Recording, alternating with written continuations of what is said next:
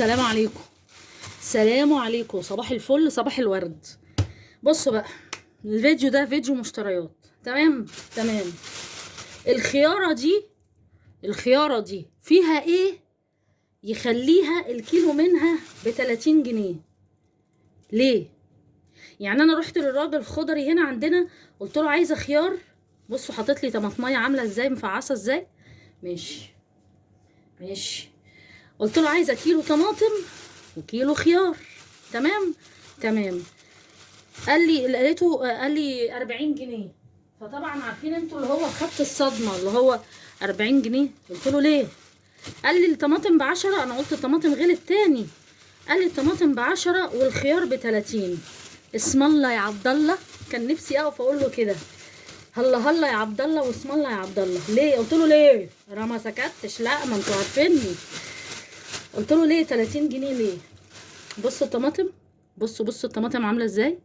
حسبي الله ونعم الوكيل، بجد والله العظيم.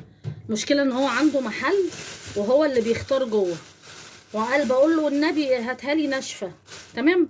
المهم قال لي الخيار ب30 جنيه. ليه يا سيدي؟ قال لي اصل ده مش بلدي، ده مش عارف سبا ولا با ولا تطا، معرفش ماله. قلت له طب ايه يعني الفرق من ده وده؟ قال لي لا، ده الخياره دي خياره عسل، خياره ما فيش زيها، ده انا جايب منها امبارح، خلصت مني جبتها ب40 جنيه. البلدي من هنا في المكان اللي احنا عايشين فيه مش اي حد بياكل الخياره دي. يعني ليه؟ ايه المكان اللي احنا عايشين فيه؟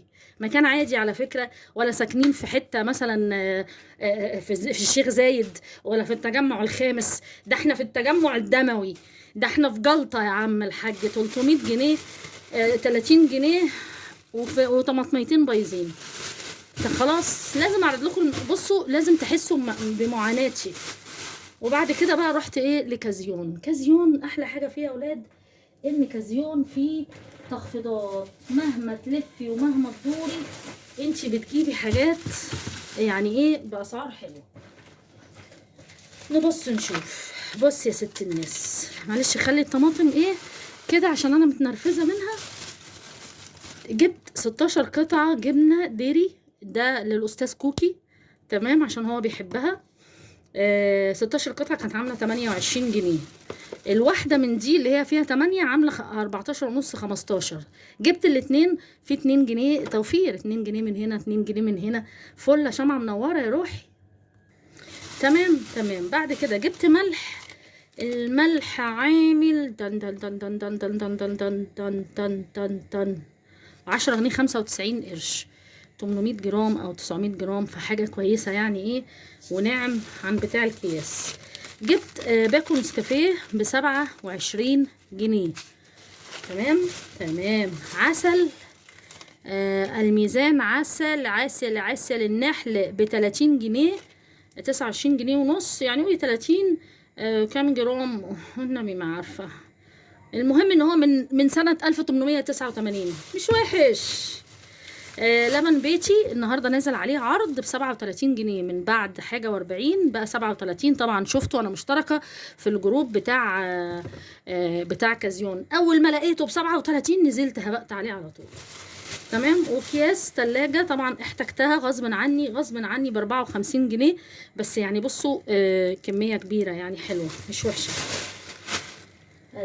المكان هنا ما بيحبوش ياكلوا حبهم برص 10 خرص يا جدع.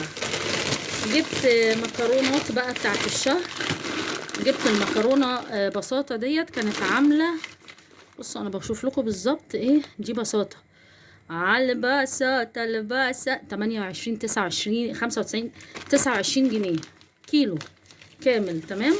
29 جنيه وحلوه برضو. وايه وبساطه دي انا جربتها قبل كده.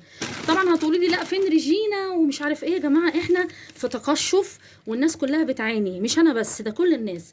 فالحاجه اللي تلاقيها بتمشي معاكي وحلوه اشتريها. ببساطه دي كيلو ب 29 جنيه.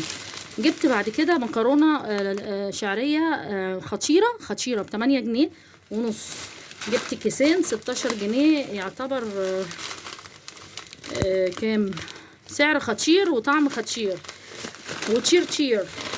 والاطيب جبت برضو مكرونه عقل الاطيب عامله 23 جنيه. يعني الاطيب ارخص، الاطيب ارخص من بساطه كمان. والسباكيتي برضو اطيب ب23 جنيه. شفت راجل تحت يعني جايب ايه، كيس مكرونه سباكيتي لوحده كده، فكان جايبها معرفش ماركت ايه كده، فقال لي يا بنتي هو ده كويس، دي كويسه ولا حاجه تانية؟ فرحت جايبه له ديت، بس جايبه له الكيس اللي هو نص كيلو. قعد علي دعاوى حلوه قوي، لا ربنا يكرمك ويرزقك ويديكي خير ويخلي لك ولادك وتشوفيهم احسن الناس ويهدي لك جوزك. قال كميه دعاوي انا بقيت يعني عايزه الم له رف البكرونات كله. خد يا عم الحاج، خد كل دول اشتريهم. ربنا يخليهم، الناس الكبار دول بيبقى لهم دعاوي حلوه قوي قوي قوي. بعد كده جبت كلور بريكس، كلور الوان. لقيته بكام؟ بصوا هو كان قدامي كذا حاجه، ده ب25 جنيه، كان في حاجات ب35 وحاجات بداخله في 40. طب ليه اشتري من 35 وانا عندي بريكس ده حلو مش وحش، مش هيقول لي لا على فكره، وانا بغسل بيه الهدوم مش هيقول لي اوعى بنت مش هتغسلي الهدوم بيا، وبطعم اللافندر، بريحه بريحه اللافندر، اوعى حد يشربه، مش مسؤوله مش مسؤوله. تمام. وجبت كلور برضو، كلوريل ده 2 في 1، ده بريحة الليمون للأبيض. فده برضو كان عامل الكلوريل دوت يا ولاد ايه، ب19 جنيه 95، يعني ب20 جنيه. هقولك بقى ليه تشتري من كازيون. بصي بقى يا ستي، دي الفاتورة كلها عملت 325 جنيه. تمام. كازيون في يعني